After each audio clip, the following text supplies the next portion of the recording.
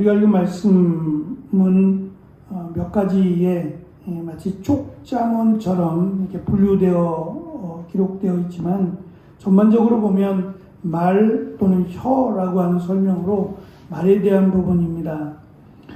죽고 사는 것, 이것이 마치 혀에 달려있는 것처럼 또 말에 어떠한 말을 하느냐에 따라서 그 말에 열매가 있다라고 하는 것으로 이 말과 혀에 대한 중요성을 강조합니다.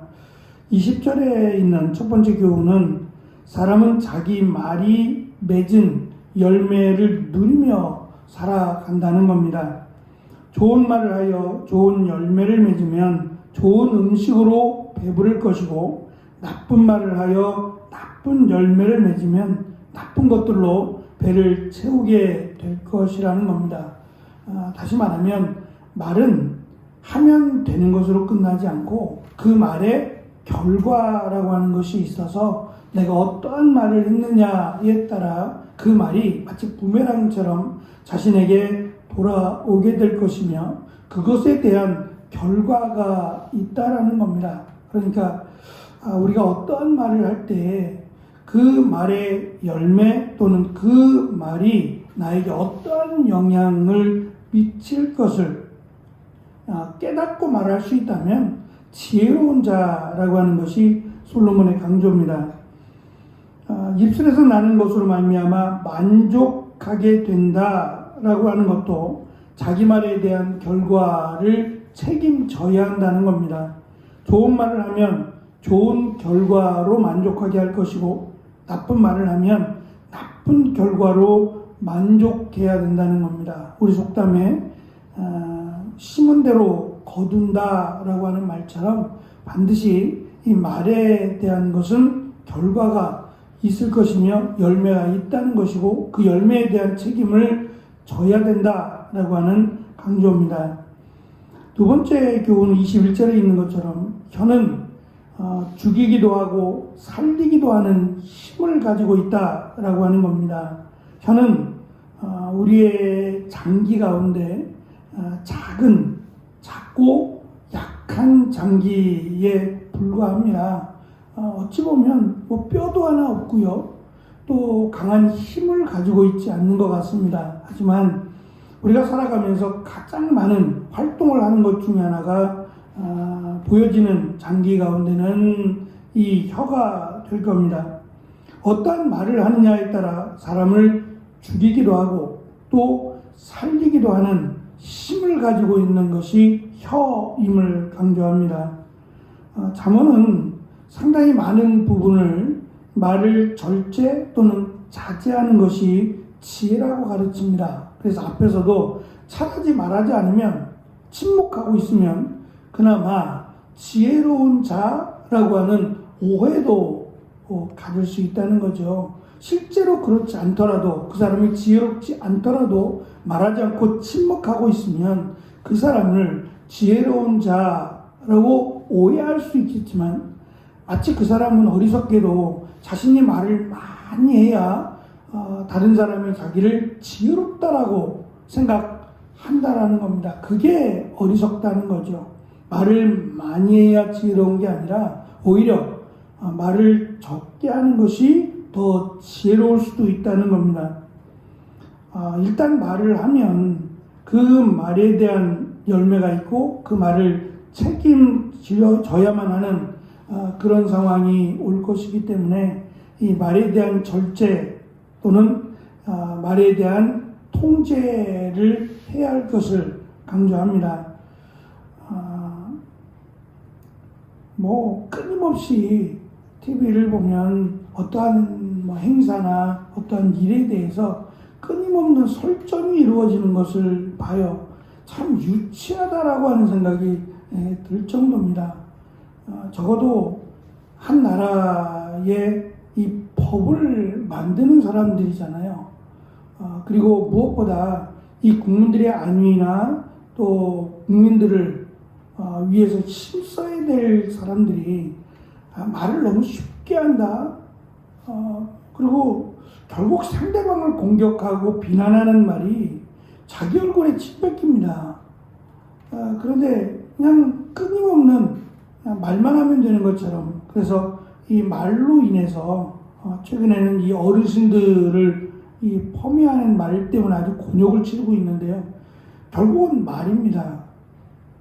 그냥 하면 되는 게 끝나는 게 아니라 이 말에 대한 열매가 있고, 요즘 같은 경우는 뭐 말하면 끝나는 게 아니라 그 말에 대한 정말 책임을 져야 되는구나 라는 걸 느낄 정도로 녹화도 되고 녹음도 되기 때문에 이 말에 대해서 신중을 기해야 된다라는 것을 통감합니다.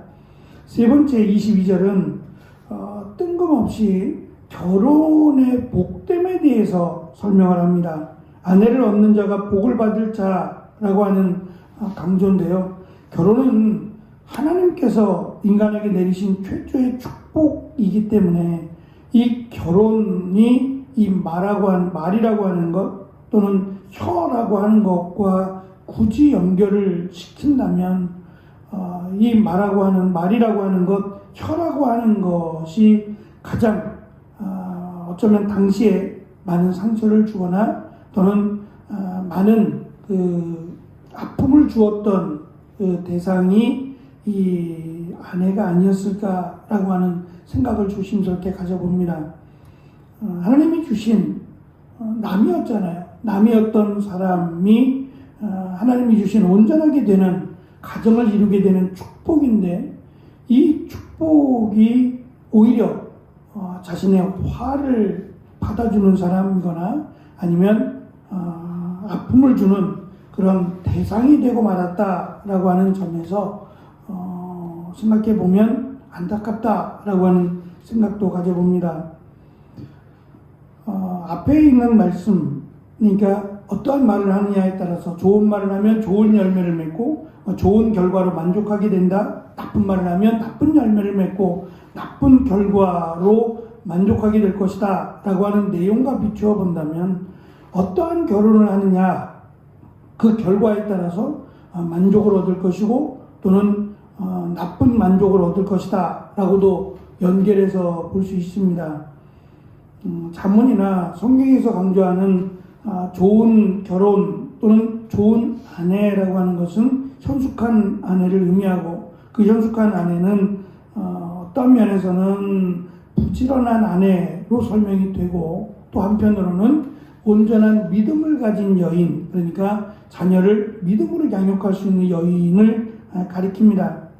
나쁜 아내는 게으른 여인을 의미하기도 하고, 또 한편으로는 남편이나 가정보다 자신의 이익을 먼저 구하는 여인을 나쁜 아내로 설명하기도 합니다. 어쨌든 좋은 아내를 얻는 것이 마치 말을 좋은 결과로 이끌어가는 것 또는 사람을 살리는 혀와 연결하고 있다는 점에서 조금 흥미롭습니다.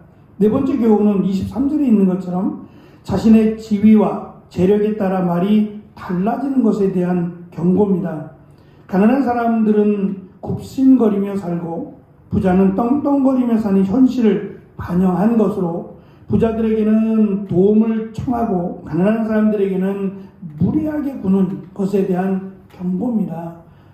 말은 누구에게나 그 사람의 신분에 따라 변하지 말고 누구에게나 친절하게, 누구에게나 공정하게 대해야 된다라고 하는 말의 교훈입니다. 마지막 다섯 번째 교훈은 24절에 있는 내용인데요. 많은 친구를 얻는 것, 그것이 해를 가져온다라고 하는 조금 이해하기 어려운 말씀입니다. 이 말씀은 함부로 사람을 사귀지 말라고 하는 경고인데요. 많은 사람과 어울리는 것이 좋다, 많은 사람과 사귀는 것이 좋다라고들 생각하는데, 그것이 꼭 지혜로운 것은 아니다라고 하는 겁니다. 꼭 필요한 사람 또는 만나야 할 사람을 만나는 것이 지혜지, 아무나 이 사람 저 사람 만나보는 것은 지혜로운 것이 아니다라고 하는, 아마도 무언가의 이 함축된 말이 아닌가 싶어요. 여러 사람 만나는 게 무엇이 잘못됐겠습니까? 그러나 다양한 사람을 만나는 것과 관련되어 설명하는 것이 아니라 믿음이 있는 사람이나 믿음이 없는 사람, 또는 하나님을 경외하는 사람이나 하나님을 거역하는 사람, 이 사람들을 동일하게 대하는 것, 동일하게 그 사람들과 만남을 갖는 것에 대한 경고가 아닌가라는 생각이 들었습니다. 그래서 정말 우리가 만나야 할 사람, 또 함께 믿음의 교제를 가져야 할 사람들을 만나는 것이 시간을 허비하지 않는 지혜로운 만남이다라고 하는 것을 강조합니다. 우리가 한 번쯤 읽어봤을 이 걸리버 여행기라고 하는 책이 있습니다. 영국 작가인 조나단 스위프트가 지은 풍자 소설인데요. 주인공 걸리버가 항해 도중 폭풍을 만나서 정처 없이 떠돌아다니면서 겪게 되는 진기한 경험을 풍자에서 만든 소설입니다.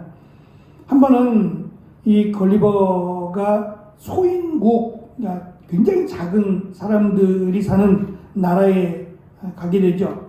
거기서 한 부족은 삶은 달걀을 뾰족한 부분부터 깨야 된다고 주장하고요. 또 다른 부족은 아니다, 둥근 쪽부터 깨야 된다 라고 하며 자기의 주장을 하는 게 아니라 전쟁을 해요. 전쟁을 해서 많은 사람들이 죽습니다. 풍자 소설이죠. 어느 쪽을 깨든 무슨 의미가 있겠어요. 근데 꼭 뾰족한 쪽을 깨야 된다고 주장하고, 다른 부족은 아니다, 둥근 쪽을 깨야 된다라고. 제3자의 입장에서 이게 무슨 의미가 있겠어. 어디로 깨든 그게 그렇게 심각하게 서로를 죽일 만한 이유가 되냐는 거죠. 아마 이 소설을 통해서 사회에 대한 어리석음을 아마 공격하려고 만든 소설이라고 생각합니다. 더불어 사는 사회라고 하는 것은 나와 다름을 인정하는 데서 시작합니다. 모든 존재의 본질은 같지만 보는 시각에 따라 다르게 보일 뿐임을 인정할 때 공정한 사회 또는 행복한 사회가 시작이 되죠. 말 그대로 우리는 자꾸 성공이라고 하는 잣대를 대려고 하는 경향이 있어요. 뭘 해도 성공만 하면 마치 대단한 사람인 것처럼, 이거는 굉장히 위험한 발상입니다. 그 사람이 성실하게 정직하게 살았느냐가 잣대가 돼야지, 어떻게 하든지 성공만 하면 된다라고 하는 이 잣대는 더불어 사는 사회에 굉장히 위험한 기준이 되리라고 생각합니다. 다른 사람을 대할 때, 특별히 솔로몬은 내가 어떤 말을 하느냐가 그 사람의 본래의 모습이 될 것이다 라고 하는 것과 더불어 내가 다른 사람을 만날 때 그 만남의 기준이 나에게 이익이 되거나 유익이 되는 쪽이 아니라 믿음의 눈으로 하나님을 온전히 섬기는 사람들을 만날 것을 지금 강조하고 있는 겁니다. 우리에게 주어진 공정한 시간, 공평한 시간 속에서 결과만을 놓고 생각할 것이 아니라, 저는 결과보다 과정이 더 소중하다고 생각합니다. 어떠한 과정을 살아가고 있느냐가 훨씬 더 중요하고 훨씬 더 많은 것들을 살펴보게 만들기 때문이죠. 오늘도 우리에게 주어진 복된 날, 특별히 78주년 광복절입니다. 아이들이 광복절이 뭐예요? 라고 물어봅니다. 그랬더니 쉬는 날, 노는 날이라고 대답하는 상당수의 사람들의 이야기를 들으면서 본래 의미가 많이 퇴색되어 있죠. 먼 이야기입니다. 78년 전에 일어났던 일이니까 참 먼 이야기고 의미를 잘 새기기 어렵지요. 하지만 일본의 침략, 일본의 식민에서 해방된 날이라고 한다면 정말 의미 있는 날이 아닐 수 없습니다. 이 나라를 위해서 기도하고 이 나라가 바른 길을, 특별히 하나님을 잘 섬기는 귀한 믿음의 나라로 세워지도록 기도하는 이 시간이 되었으면 좋겠습니다. 기도하겠습니다.